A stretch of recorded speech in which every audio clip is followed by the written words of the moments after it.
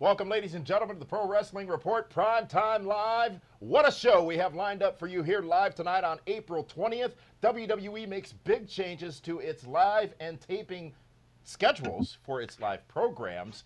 Big changes to Money in the Bank. These are very intriguing, by the way. A top AEW star says he may be injured and another may be retiring this week. We've got that along with hot news, and we are joined by the associates all over the United States. Drew from Minneapolis. We've got Meathead from up in Appleton, Wisconsin. Josh Chernoff out in Philly, PA. And Jason Solomon from Brooklyn in New York. What a show. Along with this one, the Pro Wrestling Report Primetime Live starts right now on Fight TV.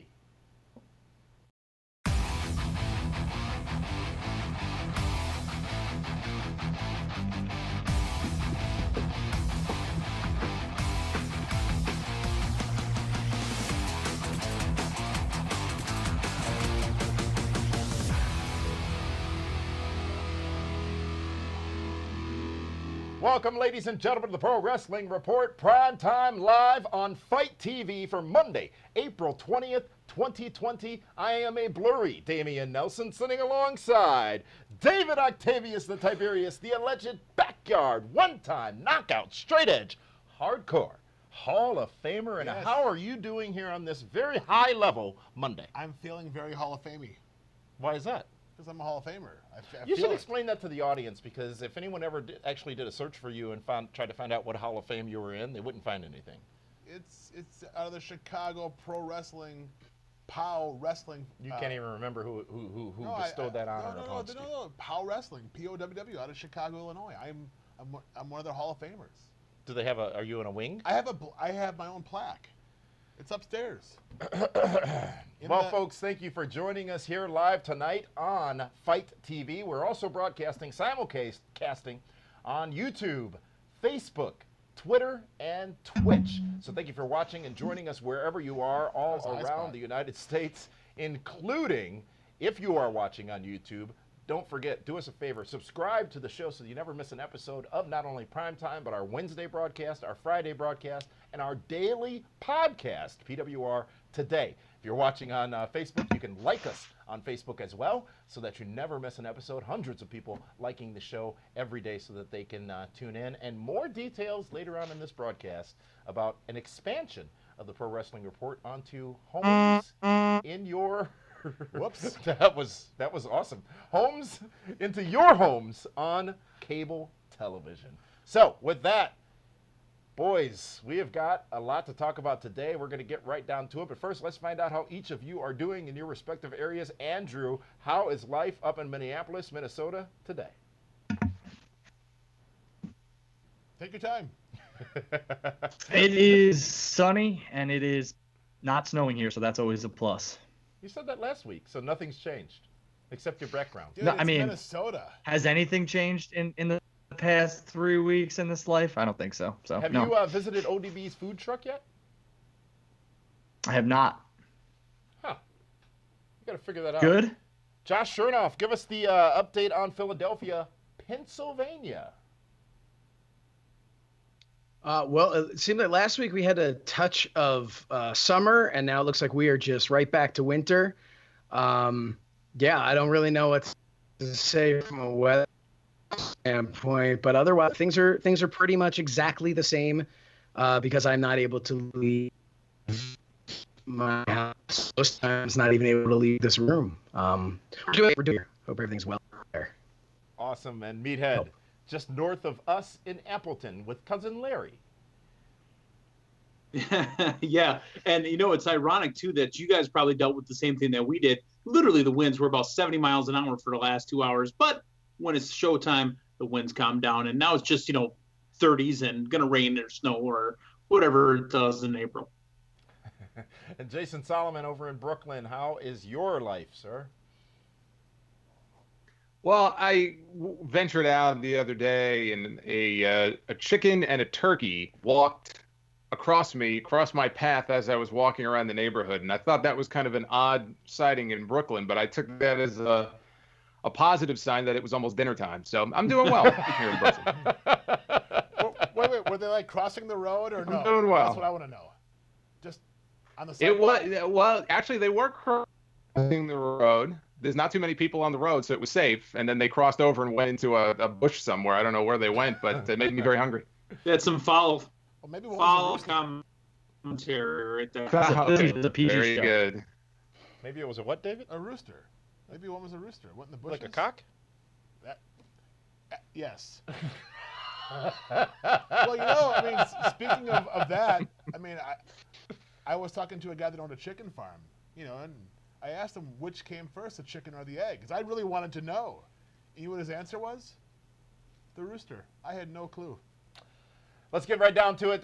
This week's and tonight's top stories. There's a lot of them. First, guys, we haven't had a chance to collectively discuss this, but last week on Wednesday, WWE releasing several talents, over 20 talents gone from WWE. We've talked about them on social media, but again, we haven't talked about them here in this forum together. So I want to get your quick thoughts on the fact first, not talking about names unless you really want to, the fact first that WWE, as part of a business decision in response to COVID-19, did elect to release over 20 talents in a single day, and it would go deeper than that over the subsequent next days, and also releasing several backstage producers and employees from the company that were either furloughed or fired. Andrew, your thoughts on WWE's big move last Wednesday? Yeah, it was a terrible day for the professional wrestling landscape and unfortunate news, but they are a giant corporation with a lot of shareholders and stockholders to adhere to. And unfortunately, these things happen. Wish it doesn't have to happen, but Disney just laid off 100,000 people, so it's going to happen. Yeah. It's unfortunate. We do apologize. We may be having some connectivity issues with Skype right now, so we'll get through this as best we can. You know, one thing I didn't tell the world is that we have our own Gilman, like Regis and Kathy Lee used to have. But our Gilman has way better hair. The Cow Cam. Yeah. Cal's in charge tonight, running the show, and How are ya? there he is. Show Looking good, off Cal. that sweet mullet you got going there. Yeah, look at that, huh? That's a lot of hair. It moves, folks.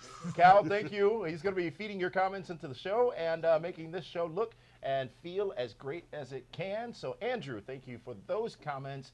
Joshua Chernoff, WWE's big move last Wednesday.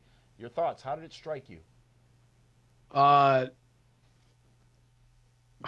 It was tough to kind of to take off, and man, it could have said all that differently. But the my issue was with maybe some of the choices, but overall as a business decision, I get it. I mean, it's a business, and just like Drew was saying, you know, Disney did it, and across the board, you're seeing this in businesses of all sizes. This was going to have to happen. I think that maybe in retrospect, some of the massive paydays that they've been offering people lately weren't the best idea. But then at the same time, we don't know where some of that money was coming from and who was paying who. And, you know, there's a lot of conjecture out there. But yeah, really rough. It was really unfortunate. And especially to see some of the people that, you know, have so much potential and so much love for that company, to see them go. Others that, you know, you look at and you say, well, good for them because they've been wanting to get out of their contracts. They've been, it's just a shame. Yeah, one of those people that wanted to get out was Rusev, who is making headlines because it's a foregone conclusion amongst many that he is definitely going to be AEW bound. So with that, Jason Solomon, WWE last week, Black Wednesday, people are calling it. I'm sure we talked about it, or you talked about it on your podcast yesterday, but how did the news strike you when it hit last week? Well, I mean, it's a horrible thing to find out, you know, when you're in the middle of a pandemic. It's not as though a lot of people are looking to hire at the moment. So it was terrible news. Honestly, the name that really took me by surprise the most and kind of bummed me out, maybe more than any other, was Mike Chioda. You know, Mike Chioda has been an institution in that company for just many, many years. I don't know all the circumstances around why it happened, but that was very surprising. Kurt Angle, I knew he was still doing work with the company. That was very surprising. I'm sure an AEW can, you know, do him if they wanted to. I would actually push back on the whole AEW thing a little bit. I'm sure we'll see some of these names wind up there at some point, but it's not as if AEW is operating under a different set of circumstances. They're in the same boat that WWE and everybody else is. So I wouldn't assume that a lot of these names are necessarily going to wind up in AEW. The one name I'll throw out there who got cut, who I think has all the talent in the world and would be a great pickup for AEW, is Lio Rush. I think he would fit like a glove. I hope he lands somewhere. He's too good not to. Interesting. Lio Rush. I had forgotten about him until he was released. What? He's been on NXT for quite a while. I don't watch that. I watch Dynamite. I'm assigned to Dynamite on Wednesday nights. Yes, you are. You've changed. No, you're assigned to NXT, which is good that you know that because you watch NXT. I watch Dynamite. Yeah, see, I watch everything. I can't be in two places at once. I'm all about details and context lately. You're That's the my thing. furthest thing from details or context, and the context of this conversation is you just don't follow the details. Meathead, last Wednesday's big news from WWE. What's your take? Yeah, it's again, I had mentioned it this last week on PWR Daily that I was more surprised about the producers. Again, every have to take care of our furloughed. Hopefully they can do the unemployment, and hopefully that, when we get back to BAU, business as usual, these people start to be brought in. We kind of talked about how, what is it, maybe a producer or an agent for 50 talents. So if you have, 200 talents, it's only 4 producers, whatever the math is that they use. But once they get back to a full staff, then we're going to need full-time producers as well. So, I think that's fair. I also think what's very fair is what Jason said about that AEW is not in a dissimilar situation. And we have talked about and have speculated, including on our special Primetime Live podcast that we did with Andrew last Wednesday night when this news was breaking, is that it's not a foregone conclusion that these people will automatically show up in AEW now or ever. And I think it's a problem that the wrestling fans have conditioned themselves to expect that they will. And one challenge that we have to look at it is, let's say you are AEW and there are 2 names you can take from the list of 20 talents that were released. Who would they be? Now, Dave and I are going to talk about that on Reaction on Wednesday. I think, actually, Dave, you're going to pick up to 4 or 5 names of people who would be a good fit. I'm just going to go with 4. 4? I think 5 You don't want to overachieve? Oh, no, but 5 is too many. I don't think anyone's going to sign 5 of one group. Well, let's go over the names, and then I want to hear from each of you associates. Which 2, if things were perfect right now, would be great pickups for AEW? And, of course, we talked about Kurt Angle, Rusev, Drake Maverick, Zack Ryder. Now, Drake's going to be making some news tonight, along with 2 other people on this list. We don't know what that news is going to be yet. But Curt Hawkins, Carl Anderson and Luke Gallows, Heath Slater, Eric Young, Rowan, Sarah Logan, No Way Jose. That's a big one. Mike Chioda, the referee, Mike Kanellis, along with Maria Kanellis, who also have said they're going to be making some news tonight. And David Hero, doesn't look like that news is going to be good.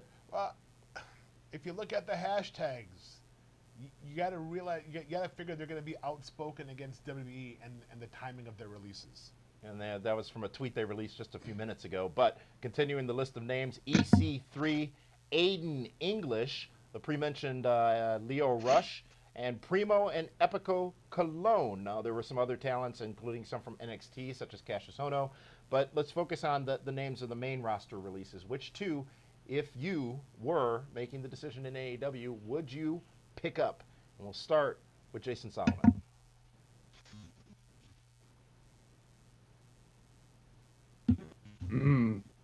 Josh's name out there since I mentioned him before. I just think he and AEW would be a good fit together. Part of me wants to say EC3 just because he's been so marginalized. I think he's got a lot to offer. The one caveat there is I see so many similarities between he and MJF. And I've made the comment before. Yeah. MJF in many ways is what EC3 could have been in WWE. Maybe not quite as amped up as MJF is allowed to be. But if I had to pick 2, I'll go with Lio Rush and EC3. I mean, I think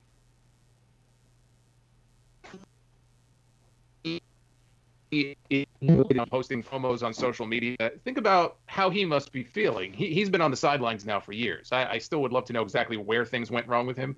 I think he's got a lot, in the tank. I think he's going to surprise a lot of people. So Lio Rush, EC3 for me. Fair enough. Meathead, who are you 2?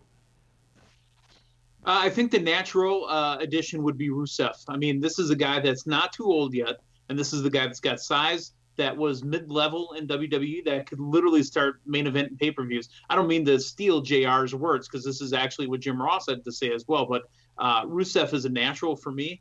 And not that I would necessarily take him, but I could see him being useful along with Brody Lee. Bring in Rowan. The only problem with all that is when you bring in a Rowan with a Brody Lee, it's almost like you're bringing them back into a situation that didn't really work for them last time. Unless they bring in Rowan to be like the Pat Patterson to Brody Lee's Vince McMahon. Right, exactly. The lackey, the gopher. You know, put that mask with the zipper right there. Listen, that may be your thing. I think they're way past that. Josh Chernoff, who are your two for AEW? And I think it really speaks to the amount of talent that was released, because it's very tough to choose just two.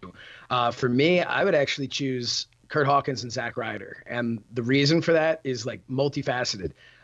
One of them is because of how long their tenure, especially Zack Ryder with an uninterrupted tenure in the WWE. These are people who can come in and bring their experience of being on worldwide television every single week, even though sometimes it was just main event or whatever. But I think they would be able to bring something to the tag division, some legitimacy.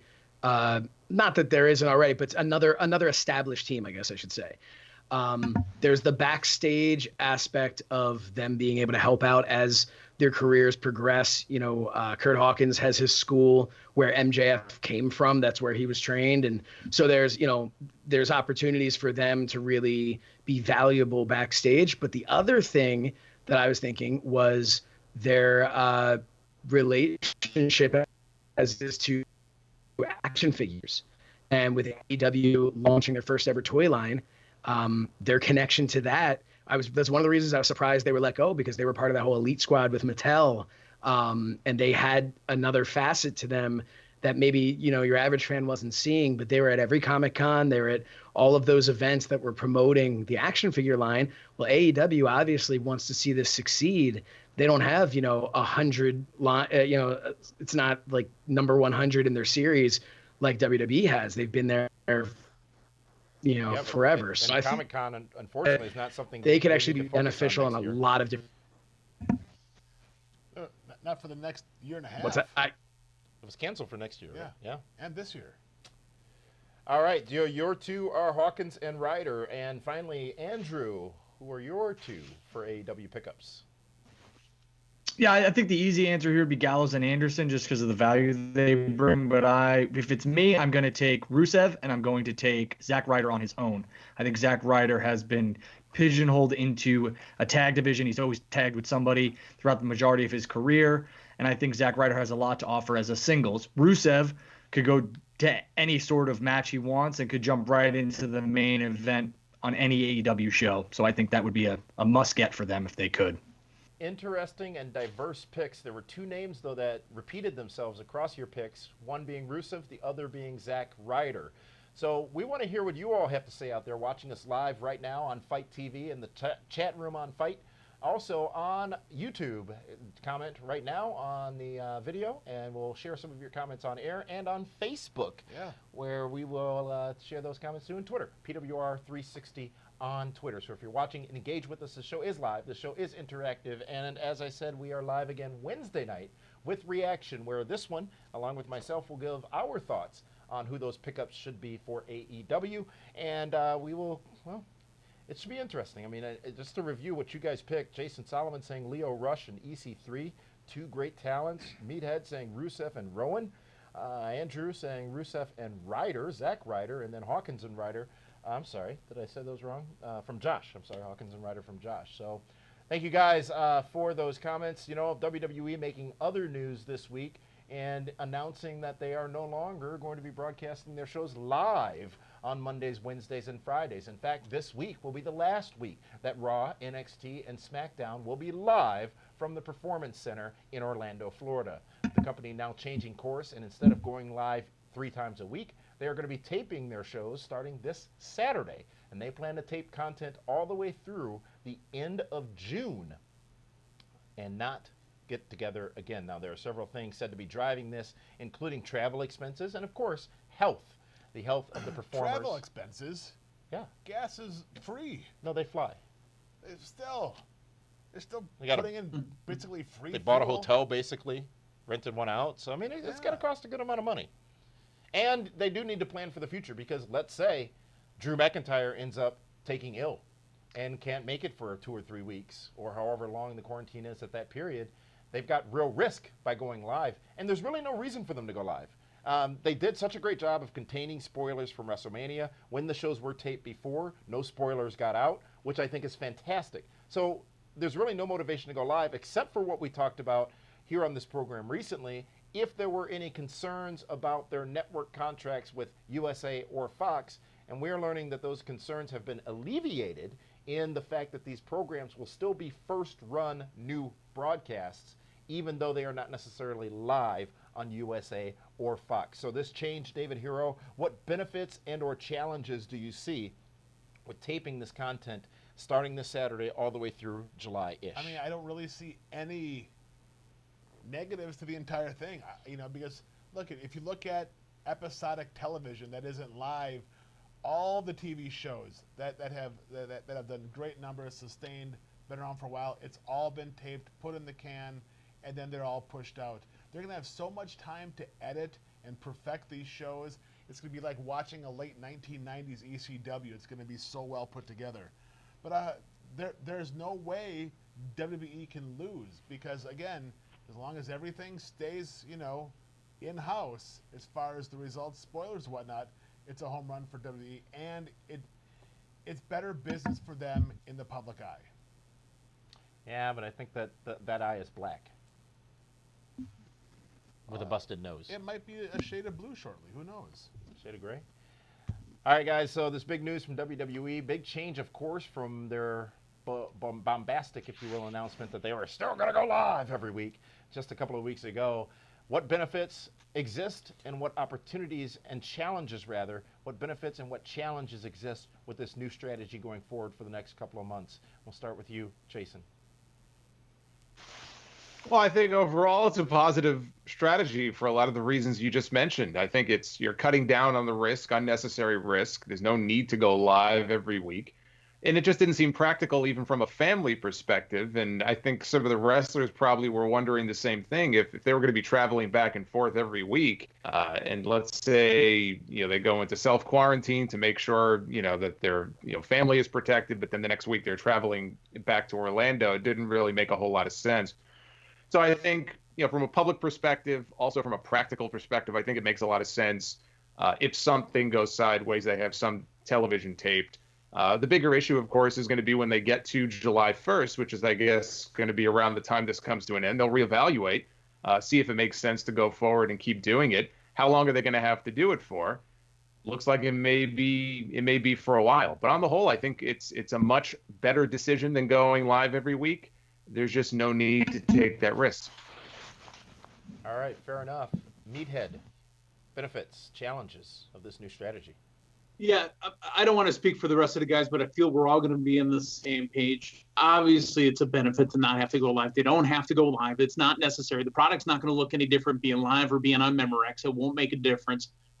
This kind of harkens back to when we had TNA Impact really running head-to-head with WWE. Guys would want to leave the WWE to go to TNA for a lighter workload. So, they can go in there, tape out a week, 2 weeks, whatever. They get back home. Maybe work some indie shows or do whatever. That's exactly how this feels to me. Bring all the talent in for whenever you need them, set them in a hotel, record all the stuff you need, and you can be at home for 2 weeks or 3 weeks, and then come back and we'll do another 2 weeks. All right. Josh, the good and the bad. I agree with everybody that this is a positive. I think that the WWE kind of backed themselves into a corner. I think they didn't realize that until it was too late.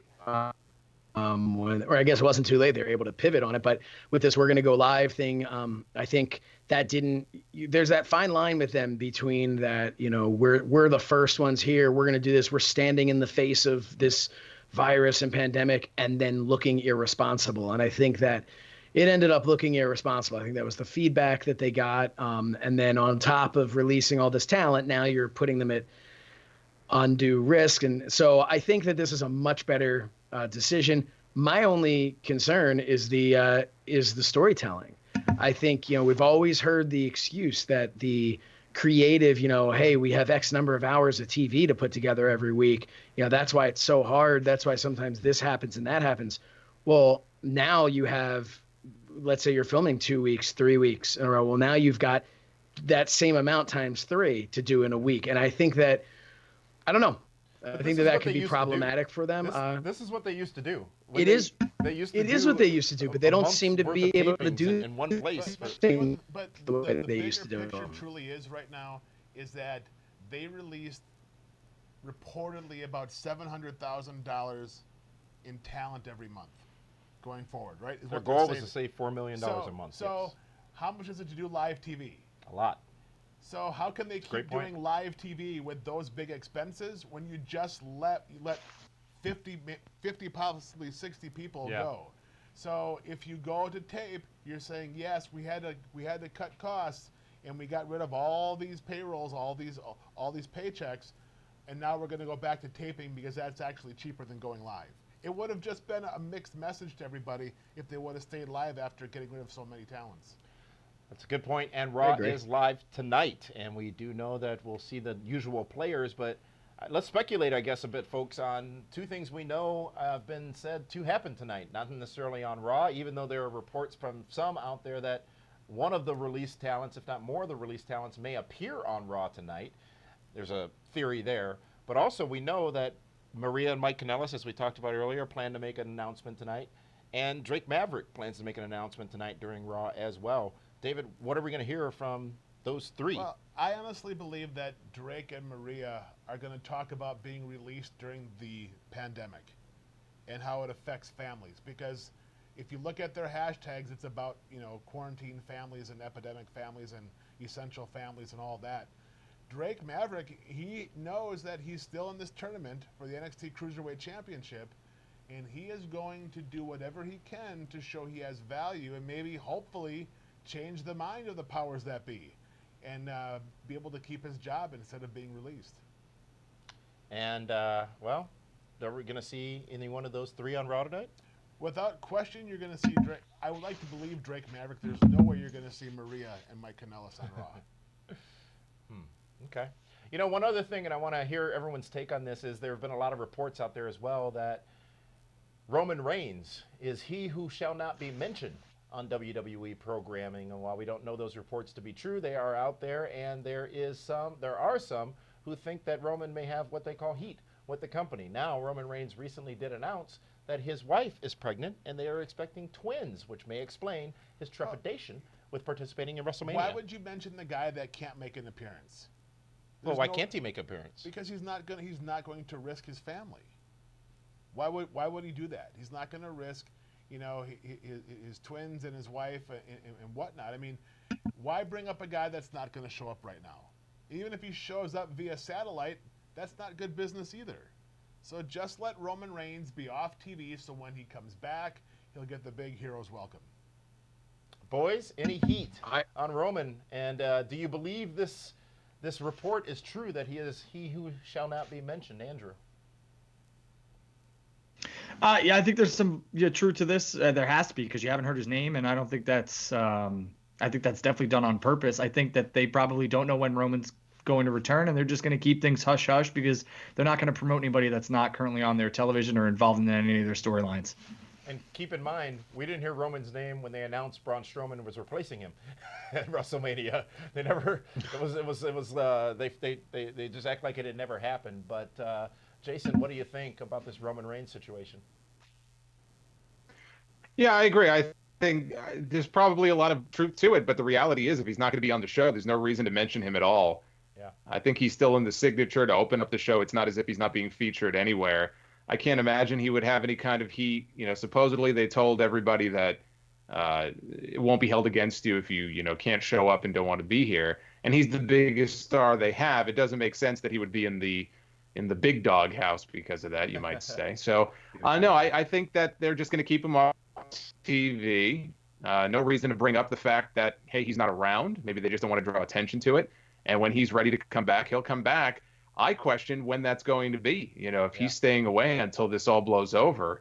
Remember, he is one of their biggest names. Is he really going to stay away for, 6 months, a year, longer? That's going to be an interesting question going forward. It is an interesting question indeed. And David Hero, you are one who have said that sometimes when people disappear, it means they want us to forget them.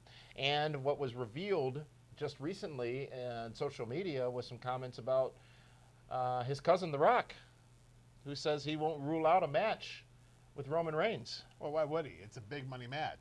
It's huge dollars involved there. I mean, The Rock, he's the biggest iconic guy that doesn't come back every 6 months.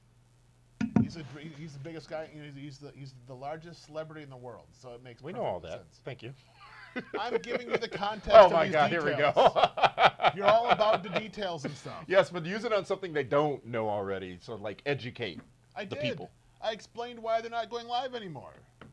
Folks, WWE Money in the Bank was to occur in a couple of weeks from, I believe, Baltimore, Maryland. We told you before that show has been, changed and won't be happening in the arena in Baltimore. It's, in fact, we learned much more last week on WWE programming that it is going to be a matchup that will feature the Money in the Bank ladder matches, but in this instance, they will be climbing the corporate ladder, and they will be starting at the ground floor of WWE headquarters in Stamford, Connecticut, and working their way all the way up to the roof, which will not be on fire, but will be where the Money in the Bank briefcases are held. I, for one, am intrigued by this. And, we talked about it with WrestleMania. This is affording opportunities to do things differently, to do things out of the box. This is not something they would have done if not for the quarantine situation. I, for one, like it. It's absolutely perfect because it's not going to be in an empty building. Mm-hmm. It's going to be in an empty office building.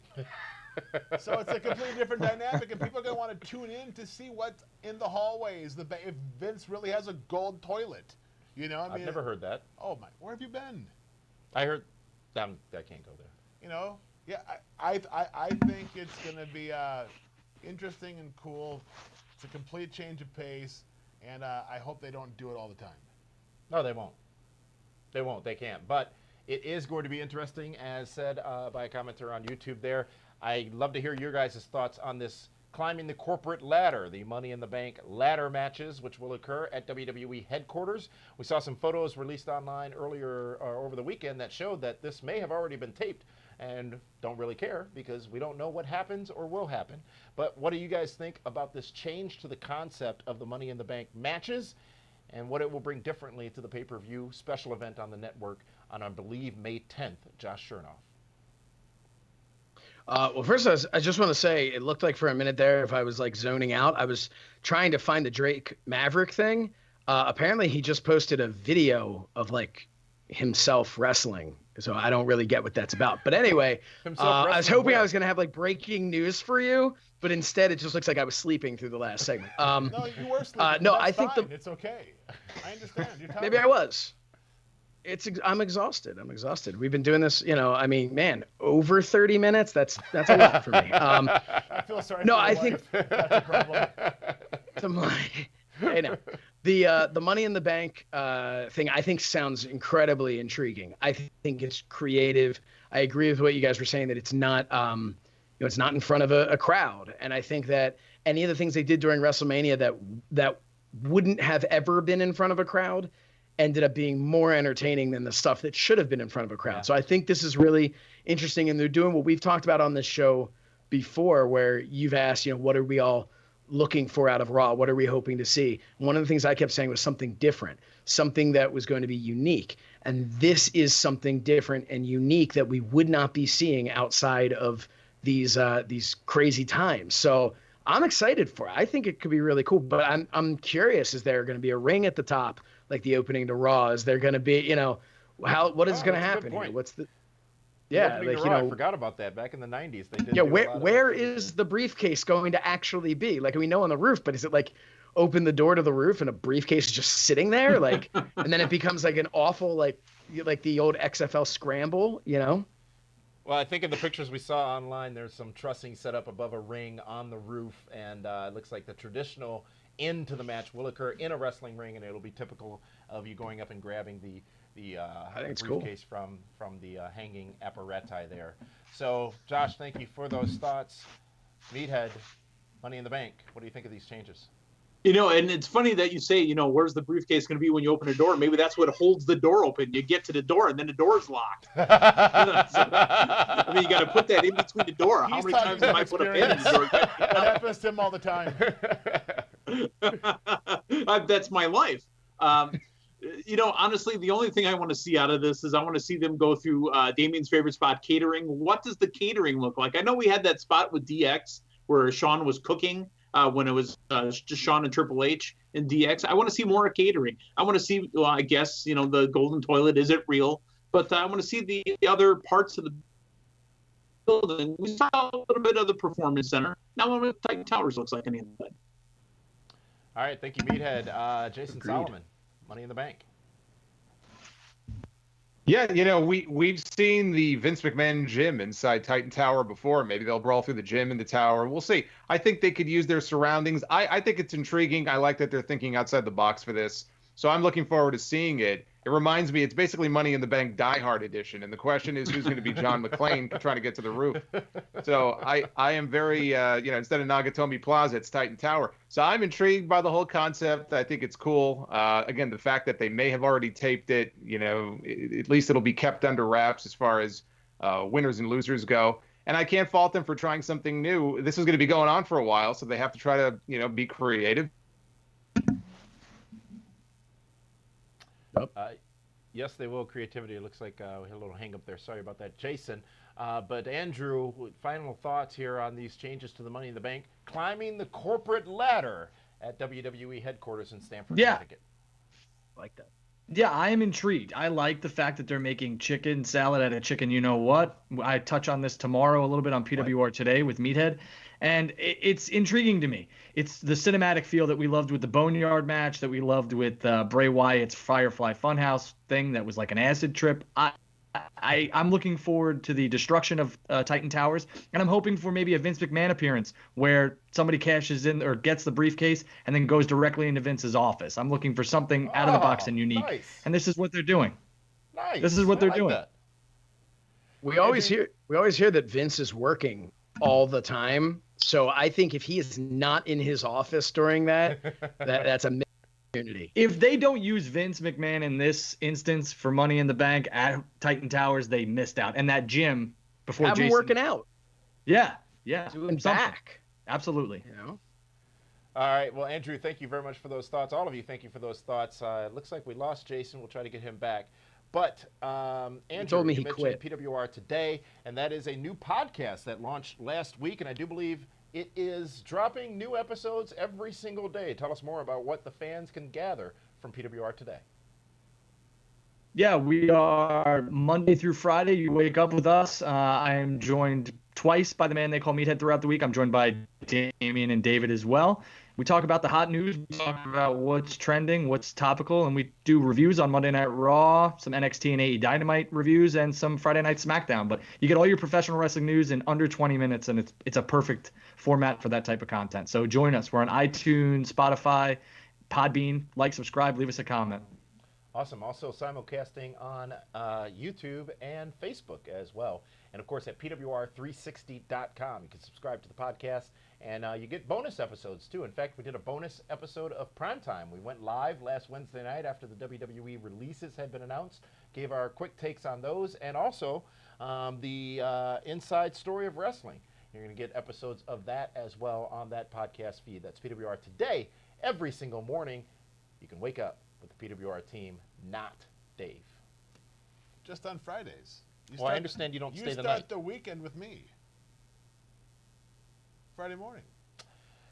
Thank you for your thoughts on all the WWE news this week. So much more going on in professional wrestling, including it appears as if a major star, a top star in AEW, is either injured or is working us, and it could be either one.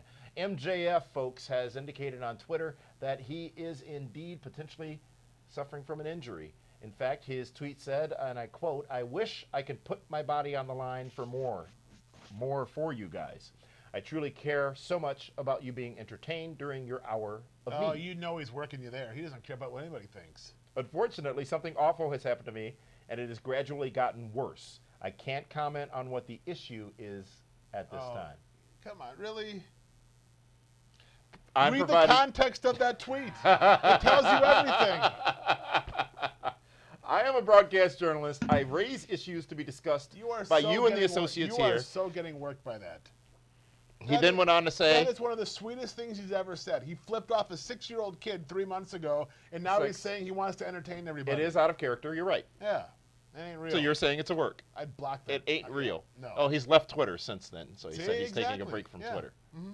Gentlemen, what do you guys think? MJF, is he working us, or might he actually be injured, which would be a serious situation? Andrew.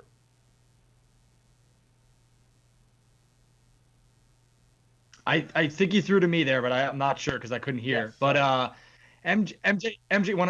MJF is 100% working everybody. I don't see this as being real. Like David touched on, he flipped off a kid, and now all of a sudden he wants your sympathy on Twitter. Come on, man, go get lost. No way. enough. And I think you might see. MJF, real or fake? I couldn't hear you either. I think that it could be a very real situation, a hangnail, something serious, a stubbed toe, God forbid. So they're legitimate injuries that could have taken place that would keep him out. And, in his mind, you have to say whether you like him or not. I mean, he is, in his mind, the absolute best on television. Therefore, no one entertains those fans more than him. And that's something that he's benevolent enough to provide for all of us. So I just want to wish him the best of luck and good health in the future.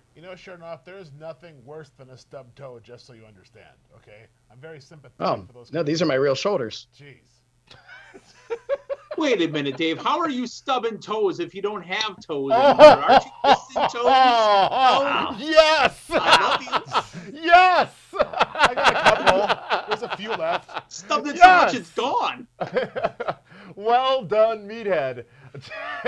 Wow. Jason Solomon, That's the totally truth. welcome back. Sorry we lost you there for a minute, but we're talking about MJF's tweet, whether he's working us or if this is real and potentially he is injured. What's your take? Yeah, I got to echo Josh's thoughts. My thoughts are with MJF. I was thinking maybe he's going in for LASIK surgery for his eyes. Maybe there's something wrong with his vision. So hopefully he's okay, and we'll see him back in tip-top shape, but I don't think it's anything more than that. All right. Well, thank you guys so much. Another thing we want to talk about, a couple of things we still have yet to get to, is we're live here on Fight TV with PrimeTime Live, and also on YouTube, Twitter, Twitch, and which one did I forget? Facebook Live. Facebook. How could you forget Facebook? But folks, there's so much more and a lot more going on, and especially with our broadcast partner, Fight TV. And Josh Chernoff, I believe you've got this week's news break, if you will, on all the happenings over on Fight. Yeah, so we have some definitely some cool things going on Fight. We have coming up now. This isn't coming up this week. This is actually going to be May 16th, but it is definitely something we want you to know about and to get excited about. This is the streaming premiere of a film called Cage Fighter: Worlds Collide. This film has John Moxley. It has Chuck Liddell. It has Christian from the WWE. There and many more stars in there. So obviously, as it gets closer to that, we'll plug it some more, and we're very excited about that. But also, we want to tell you about the promotion OWE. We talk all about the different shows that are still going on. Well, they're putting on live shows, so they're live on Fight. And this is going to be Wednesday and Friday is when they began. So I believe they're airing Wednesdays and Fridays. If I had this right, they're at 11 a.m. Eastern time. So the cool thing about it with Fight TV, as everybody knows, you have on demand. So you're able to, if let's say 11 a.m. you don't want to sit and watch this, although why wouldn't you? It's kind of cool. Put it in the background at least. You can then go back and you can watch it at any time that you want to. It's live from Cambodia, and they're actually putting on shows in front of people, and it's it is really cool. OWE, some people might be familiar with from the early days. I mean, it's been a year, but the early start of AEW, they were working with Oriental Wrestling Entertainment and had some of those guys on display. It is an acrobatic style of competition, but really, really entertaining.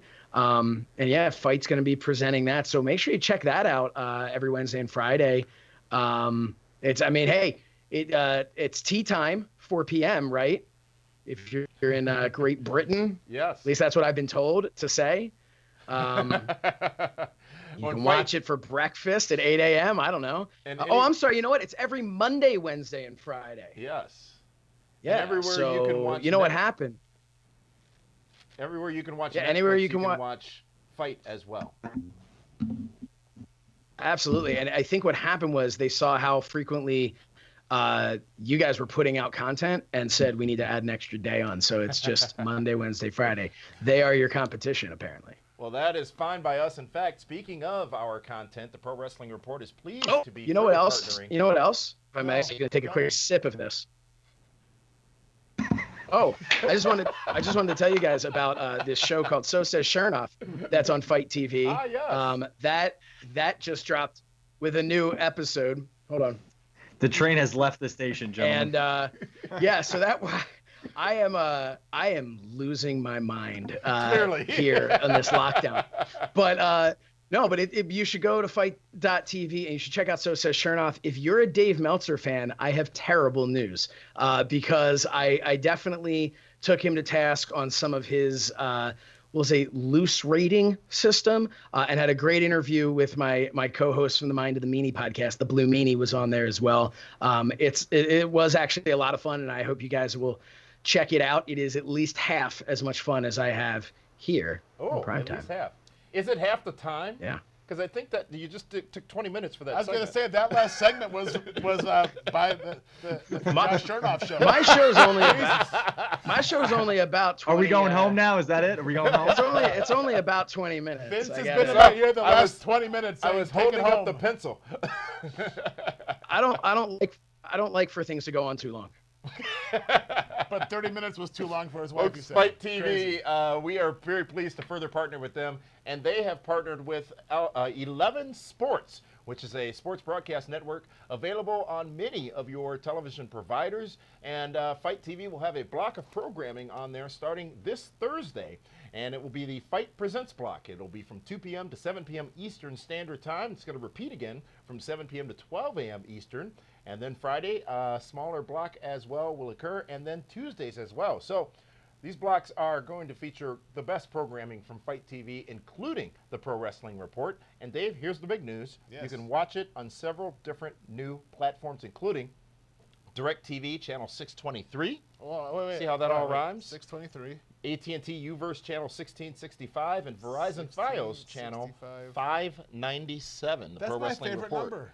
597? Is it really? Yeah, Why it's is that not quite random 600. number your favorite? So we will be, our programming will be as part of that Fight programming block, and we do appreciate the opportunity. And check out 11 Sports US on your cable And while provider. you're checking that out, go to collarandelbowbrand.com and get the new Tiger King gear. Often imitated, but never duplicated. There it is. Use promo code PWR360. I don't know which way is left. That way's left. But I'm turning right.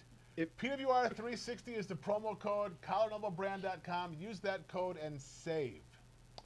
All right, folks, last week, WWE, AEW brought us wrestling programming, and we want to quickly recap what we saw, took away from, and also should expect this week on the programming. Let's go back to the Raw that was last Monday night, where we saw Seth Rollins attack Drew McIntyre. So Rollins comes out of that WrestleMania loss after a week of being despondent over said loss and aims his sights directly at the champion, Drew McIntyre. David, you don't care. I think that's terrible TV. Really? I do. Why? Do tell. Provide some context and details. I'll give you some details for the context. What has Seth Rollins done to deserve that besides beating up Drew McIntyre? Here we go. We talked about this after WrestleMania. I said all of the heels on Raw didn't do anything special. They all lost. So now they're going to recycle Seth Rollins, who lost to Kevin Owens, Not once, but twice on the same night. Why wouldn't Kevin Owens get that top spot? Why can't it be that way? Everything is up in the air anyhow. Let it be Owens versus Drew McIntyre. I think Seth Rollins and Drew McIntyre is just lazy. Wow. All right. Well, there's some passion. Yeah, a little fire under your ass there. Details. Rollins attacks McIntyre. Meathead, do you think this is the right direction to go? It's the only direction to go. They don't have any other direction to go. I mean, that's all they've got. So, I mean, Dave, this is WWE. They don't care about wins and losses. This isn't AEW. So the fact that Rollins lost in WrestleMania, he's still the #1 contender the next night. All right, on AEW last Wednesday night, we saw the no-holds-barred empty arena match between Jon Moxley and Jake Hager. Jon Moxley would win and retain the AEW championship in that matchup. Great match, a bit of an abrupt ending, but what I liked most about what they did is over the course of the broadcast, bringing in a lot of MMA experts to talk about the match. They made it feel big. It was presented as big. It was a well-done effort by AEW in that contest last week, and I said on this program that Hager, hey, you know what? Actually, I said it on PWR Today with Drew. I thought it'd be cool if Hager won. You thought Hager was going to win. I didn't say it was going to. I said I thought it would have been good if he would have won. I don't know why they brought in MMA experts because Jon Moxley wasn't having an MMA match. But Jake Hager is an MMA star, Right. so they could provide their context and their details as to why he may have an advantage in this match or not. So clearly you're just not going to talk about it. So let's go to Jason Solomon, this matchup, AEW, no holds barred. Moxley defeats Hager. What'd you think? Yeah, I'm going to disagree with what you said before about it being a great match. I didn't think the match was all that great. I thought the build-up to it was really well done. They made it sound like a real fight. Mm-hmm. I find it very difficult to kind of buy into Jake Hager. I mean, he's a big guy and everything, but in that role, challenging for the championship, it wasn't doing it for me. And honestly, I thought the match was a little disappointing. It just sort of dragged on. Tony Khan before the match went out and said that this was the greatest empty arena match that you're going to see. I don't think that helped. I think he probably overhyped it.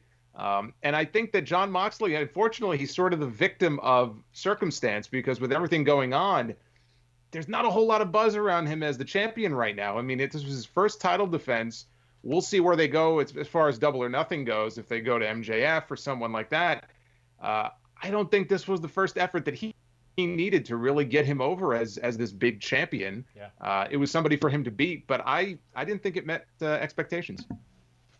All right, fair assessment. And also on NXT last week, we saw, I guess it was a debut, Killer Cross, who is now, what's his name? Killian or Killian? Yeah, something like that. He attacks Tommaso Ciampa. Carrion, that's it, Carrion Cross. Isn't that a kind of fruit, Carrion? I don't know. Darian, I'm thinking. I think the it's forbidden great. fruit. I mean, what a great way to bring in Killer Cross or Carrion Cross onto NXT. Take him with one of the top guys in the company immediately. It's a great way to debut him, and people were talking about it, and it was one of the reasons why NXT beat AEW in the ratings again. You know, there's not a lot of discussion about that, is there?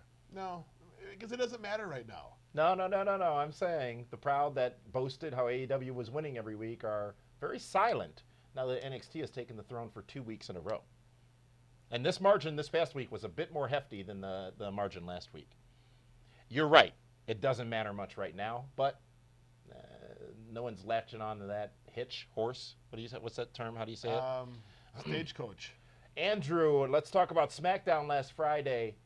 Brand new tag team champions crowned as Big E wins a triple threat matchup. And also, we see that it is going to be Bray Wyatt and Braun Strowman going back to their roots at Money in the Bank. Yeah, I really enjoyed the New Day winning the tag team championships, and then you get the Howard Finkel little tribute with the New. I enjoyed that match. I really do enjoy the Bray Wyatt versus, Braun Strowman. I think it's interesting that you're getting Bray Wyatt and not The Fiend. They did this at TLC when they were here in Minneapolis, so I'm intrigued to see that. I like the mind games that Bray's playing, but they didn't announce The Fiend, so that leads me to believe that it's just going to be Bray Wyatt taking on Braun Strowman. Interesting. And you know what's funny? We talk about Finn Balor, who's got a matchup with Velveteen Dream on NXT this week, which is interesting. I think it's going to be great. We talk about the Demon, Finn Balor, not the Demon. We talk about now Bray Wyatt, Fiend, or Bray Wyatt. I like these dynamics. You know, it goes back to the three faces of Foley, sort of, kind of, and now being used in this element. It does matter which persona shows up, and you don't necessarily know who you're going to get. I think it's fun the way they've been working this. I think it's a great way of selling more merchandise, too. There it is. You get Bray Wyatt by himself, or you get the Fiend with the mask. I mean, look at all the Fiend merchandise. It makes you want him more. It looks way better. You can advertise Bray Wyatt all you want. At the end of the day, the fans want the Fiend. That's how you have the return match. Indeed it is, and thank you for your thoughts on last week's programming from professional wrestling. Folks, tonight, WWE Raw is live for the last time for a couple of months. We know that, there is a match announced, and I can't remember what that match is. I'm not spoiling anything. It's not a spoiler. They announced the match that is going to happen tonight, and you know what? Must not be important because I can't find it. But be that as it may, another news item from last week. Well, it's a bunch of Money in the Bank qualifying matches. That too. Yes. Another news item is what is going to happen on Dynamite this week. We know that the TNT Championship tournament continues. We know that Dustin Rhodes has a match with Kip Sabian, but Dustin Rhodes has raised the stakes in that match and indicated that this is the one. And if he doesn't do it, he's hanging up the boots. I just don't see that happening. You don't see that happening? Well, it hasn't happened yet. It happens Wednesday if it happens. And again, I just honestly don't think that Dustin Rhodes' last match is going to be on a closed set TV taping. Just don't see it. Okay.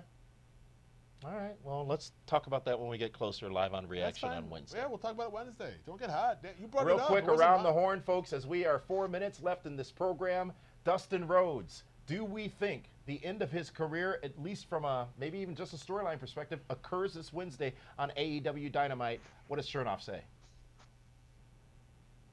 I think that he is going to win his match, and then I think he is going to be fed to Lance Archer. I also think Charles Stevens III. Yes, I did forget something, but when you have as many shows to do in a day as I do, sometimes I forget to plug some of them. Wow. I'm kidding. I'm kidding with God. Come on, guys. We're all friends here. We're all friends. As he sips his mug. Yep. Meathead, Dustin Rhodes, Wednesday on Dynamite. You know, we talked about this a little bit during the last weekend. You know what? If it is, you know, Dustin Rhodes is a great mind of wrestling. So, I mean, why wouldn't he become an agent instantly right away, going to the back? If he retires him, you know, we're already on borrowed time with him anyway, because his career was, you know, 5-6 years ago, it was over. And then they had the team with Cody, and he looks phenomenal. He looks like he's in great shape. He's wrestling outside of his age range. I mean, literally, he's wrestling like a young man right now. But if this is it, if he's ready, you know what? I'm happy that I got to see it. Dustin Rhodes says on AEW Road 2 this week to Cody Rhodes via voicemail, if I cannot beat that son of a bitch, I will retire. Jason Solomon, what are your thoughts? Yeah, there's no way he's losing to Kip Sabian. I mean, it's possible that he may be nearing the end of his career. But you got to remember, the story right now is Lance Archer wants Cody. Mm-hmm. So what better way to get Cody than to make mincemeat out of his brothers? So, I mean, he'll beat Kip Sabian, I'm sure, move on to the semis. Archer will destroy him, and it will set things up, I think, set things in motion between he and Cody. It's just good storytelling, but this will not be his last match. It's a great tease to try to pump up the ratings for them on Wednesday also. Is this Dustin Rhodes' last match? And that's a benefit that all shows are going to see from this, including WWE, now that they're moving forward with a taped series of shows. They can promote the show. They're going to deliver what they promote. There'll be no bait and switch. It's really actually a good time for us as fans because now we get to know whether we should watch or not. And tonight, in a few minutes, in 1 minute or so, WWE Raw will be live for the last time. Dave, what, if anything, should they do to make it memorable? They need to get rid of Seth Rollins and put somebody else in the #1 contender spot. I was wondering when this was going to happen. I was really wondering when you were going to start hating Seth Rollins because of his size. I don't hate him. I don't care what. Listen, no one's going to be bigger or taller than Drew McIntyre. Did you see Ricochet's match last Monday? No, I'm sorry. It's a great match. I was. Dave hates talent. It's plain and simple. I love good talent. I do. Oh, yeah, I know. Yeah, at a gentleman establishment. Yeah. Indeed. It's always been nice to me. Raw is live. in just a minute or so. PWR continues with broadcasting this week. We've got Reaction Live on Wednesday night, where we talk about what's next for each and every one of the released stars from WWE last week. And on Friday, Inside Story of Wrestling, which we hope to actually broadcast this week with our guest Armando Estrada. But in the meantime and in between time, you can join us each and every morning for PWR Today, the podcast, where we bring you the day's news, the day's wrestling news, in 20 minutes or less. But there's much more programming from all the people you see on the screen here, including Jason Solomon, who not only has a Solomonster Sounds Off podcast, which I believe drops on Sundays, but other programming during the week. What should we look forward to this week, Jason? Well, I mean, as far as, I can tell you this past week, I was able to dedicate a lot of time to the passing of Howard Finkel. I think a lot of us have fond memories of him from just growing up as wrestling fans. So I could not spend time talking about the Fink. So that was something that I was able to do this past week. And as far as this week coming up, I think it's just going to be, a matter of Money in the Bank hype. And we'll see where the TNT title tournament goes on AEW. And also, another interesting episode of Dark Side of the Ring on Dino Bravo, which I'm very interested in hearing about his story. And a lot of people don't know enough about that story. That's a dirty one right there. I mean, we're talking organized crime. We're talking smoke. It's they got a lot on their hands in Dark Side this year. It started with that Chris Benoit show, the New Jack episode, which I'm still trying to wrap my head around. And what was last week? Jimmy Snuka again. That's filthy, by the way. And the Brawl for All. Yeah, that was also a good one. So a lot to watch in the world of professional wrestling. We want to thank those of you who watch and engage with us live, as many of you have done tonight. But let's get to last week's Superfans, David Hero. Yes. And each of those Superfans wins a PWR prize pack. On YouTube, the prize goes to the user by the name of Enlightened Comedy for engaging with us most on YouTube last week, and on Facebook, Raymond Hernandez. And Dave, tell them how they can claim their prize. It's very simple. Just email at superfan@pwr360.com. Send us your name, address, and we will get you out the Collar and Elbow OVW Wrestling and the Pro Wrestling Report gift pack. All kinds of stuff, huh? Yeah, good stuff. A lot of good gimmicks. It was mentioned by Jason, and we'd be remiss if we did not mention it. A very sad day last week, just I believe a day after the big news of the releases from WWE, the passing of the legendary Howard Finkel. And, you look at the last few years in professional wrestling, and men of our age, of a certain age, have lost a lot of our childhood icons and heroes, if you will. And as we grew up in wrestling, Howard Finkel was the definition of wrestling. It wasn't official until Howard Finkel told us it was. And a great man. I had the pleasure of meeting him, and I think I actually only met him one time. And every time I saw him afterwards. 3 times. Remember in Vegas? That is true. Yeah, every time I saw him after, though, it was like we were close friends. And he was a special man in that regard, and you knew him much better. One of the greatest guys you've ever want to work with, be around, be a part of. Genuine, good-hearted soul. In the world of professional wrestling, that is a rarity. Yeah. Almost like a unicorn. And the Fink doesn't get as much credit as he deserves for everything that he did for WWE. He was I want to say handler, but not a handler. He was the coordinator, basically, for most everything. He wore a lot of hats in that company. You knew if Howard Finkel was calling you, it was for something very cool and very important. Absolutely. So rest well, rest in peace, our dear friend Howard Finkel. Sad passing in the world of professional wrestling. With that, folks, we will turn you away to watch Raw tonight. And thank you to Jason Solomon, the man they call Meathead, Josh Chernoff, and Andrew Baydala for joining us here live on Primetime. We'll be live again next Monday night with another new edition of Primetime, and then live again Wednesday and Friday of this week. Thanks to Cal Hero for running the show today, and we will see you all again on Wednesday. Thank you so much for tuning in. Farewell, everyone.